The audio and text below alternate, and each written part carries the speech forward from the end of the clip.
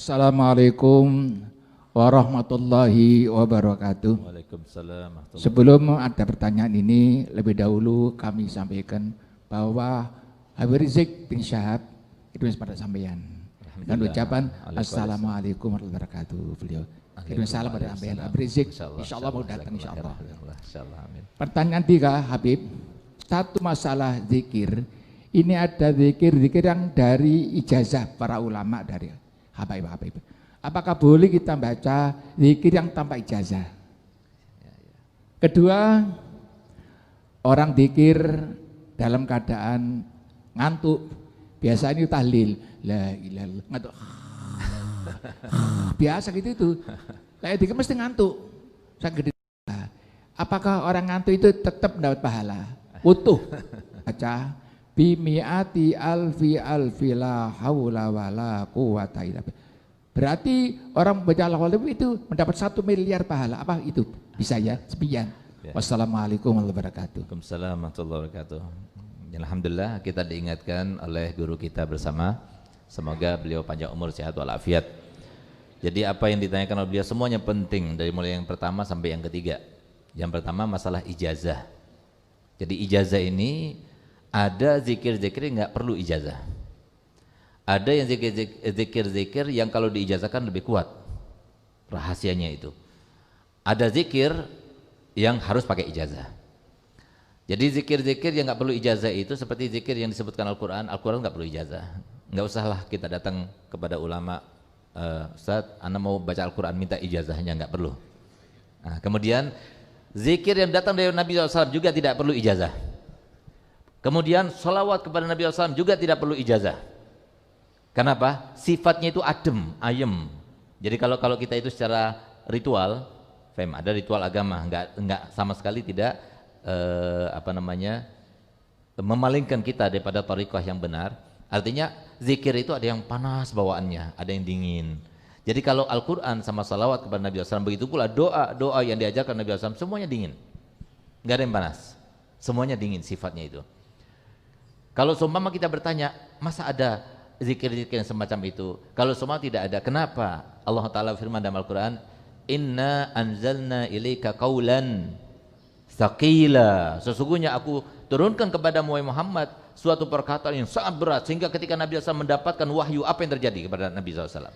Berkeringat, sampai keluar yang namanya keringatnya itu besar-besar, seperti butiran-butiran yang keluar. Nah, itu yang terjadi. Banyak para ulama itu kalau sudah datang halnya ketika dia itu datang waridat dari Allah Ta'ala ketika membaca zikir, maka beliau itu sampai kepanasan, dibuka bajunya, keringatan dan sebagainya. Nah, itu tidak ada pengaruhnya memang. Nah, tapi kalau Al-Quran yang diajarkan oleh Nabi, salawat kepada Nabi SAW itu tidak perlu zikir, tidak perlu ijazah. Cuma kalau seumpama salawat tertentu yang bukan warid dari Nabi SAW, tapi didapatkan dari Nabi Khidir, didapatkan lewat mimpi dari Nabi SAW, nah itu kalau pakai ijazah itu lebih cepat. Tapi sholawat secara umum itu tidak perlu ijazah. Tapi kalau pakai ijazah itu lebih cepat. Ijazah itu apa? Seperti ini. Ada orang datang ke rumah saya, tapi dia nggak pakai salam, langsung masuk. Kira-kira gimana? Sopan santun apa tidak? Saya sudah silahkan, siapapun yang mau masuk ke rumah, fadol, silahkan. Tapi kalau semua itu mengucapkan salam dulu, meminta izin dulu, lebih sempurna atau tidak lebih sempurna? Lebih sempurna. Tapi kalau nggak pakai salam dulu, kurang adabnya.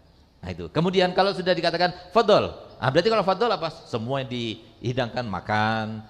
Kalau sudah masuk dengan fadol, dengan diizinkan, berarti apa? Insya Allah selamat daripada segala gangguan di rumah itu, nggak bakal dicurigai. Apalagi sekarang kan, tamu-tamu hati-hati datang kepada ulama. Nah, ya, apalagi yang kayak orang gila, hati-hati itu, bisa bawa pisau dia di belakangnya itu.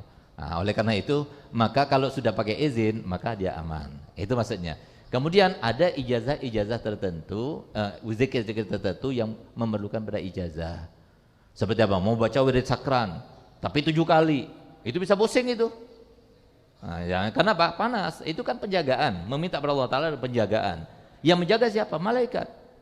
Kalau kebanyakan penjaganya bisa pusing.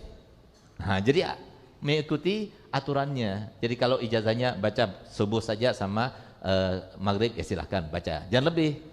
Nah, itu seperti itu. Jadi kalau lebih, akhirnya banyak kan cerita kita dapatkan kan ada orang yang mengamalkan asma-asma tertentu tanpa ijazah akhirnya gila. Nah, itu loh.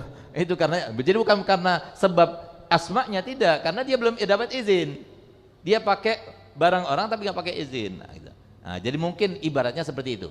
Nah, oleh karena itu maka semua zikir itu baik, tapi asalkan insya Allah dengan ijazah. Gitu. Dan ijazah mudah didapatkan tanpa ada uang, tanpa ada apa, cuma izin saja dari dia.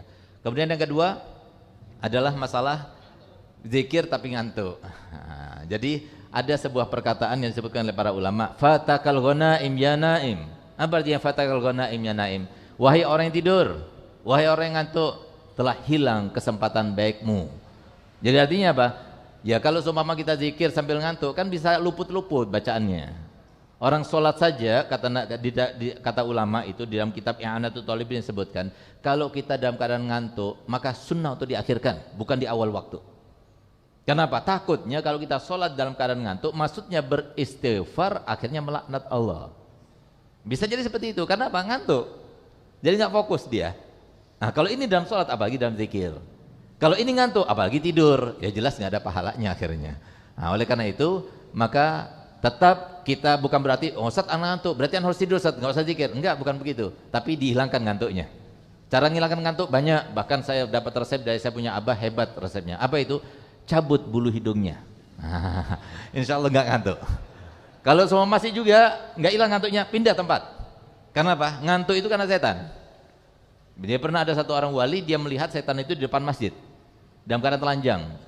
Tegur sama wali itu setan tersebut, kenapa kamu telanjang? Kenapa saya harus memakai pakaian? Malu kepada siapa saya? Orang mereka itu adalah mainan-mainan saya, katanya. Itu yang pertama. Lalu apa yang kau pegang tuh? Yang di kanan dia pegang madu, yang di kiri yang di kanan dia megang debu, yang di kiri dia megang madu.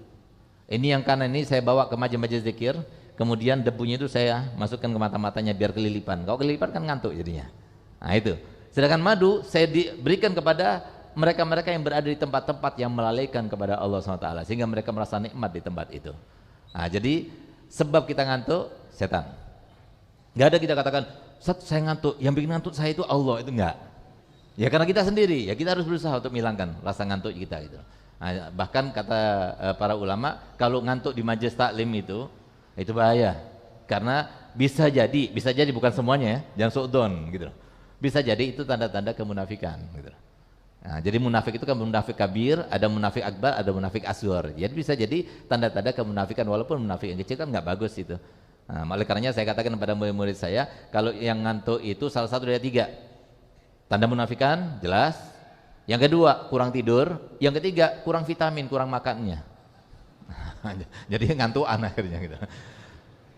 Yang ketiga, jadi kan ada tadi bimiati alfi dan sebagainya. Kita baca tasbih, nanti akhirnya ada dakuli maklumin lak, dengan batasan, dengan hitungan sesuatu yang engkau ketahui. Berarti apa? Banyak hitungannya. Apakah itu sampai? Kata Imam Nawawi bahwasanya hitungan-hitungan yang semacam itu jangan lagi berada dalam hitungan manusia. Karena apa? Kita manusia itu berhitungan, Allah Ta'ala nggak berhitungan. Sehingga apa? Ada juga dari Nabi SAW yang semacam itu. Alfa alfi. Jadi alfa alfi berarti apa? 1 juta. 1 juta kali. Jadi itu adalah harapan, bukan kepastian. Harapan dan cuma doa. Kita minta pada Allah Ta'ala semoga tasbih yang kita baca itu engkau lipatkan ya Allah sampai 1 juta kali lipatnya. Mungkin Allah Ta'ala memberikannya kepada kita. Ada yang mengatakan tidak mungkin. Mungkin saja karena Allah Ta'ala Maha Karim, Maha Mulia. Sehingga yang semacam itu tidak menjadi permasalahan. Karena itu mohon, permintaan, bukan kepastian. Kalau kita baca ini pasti kita, berarti kita boleh bersumpah. Kalau kita baca la ilaha illallah alfi marrah, berarti demi Allah saya membaca la ilaha illallah 1 juta kali. Nggak boleh, dia melanggar sumpahnya berarti. Nah, tapi kalau cuma alfi marrah itu adalah harapan kepada Allah Ta'ala supaya diberikan pahala seperti pahalanya orang yang baca la ilaha illallah sebanyak 1 juta kali, itu tidak jadi masalah.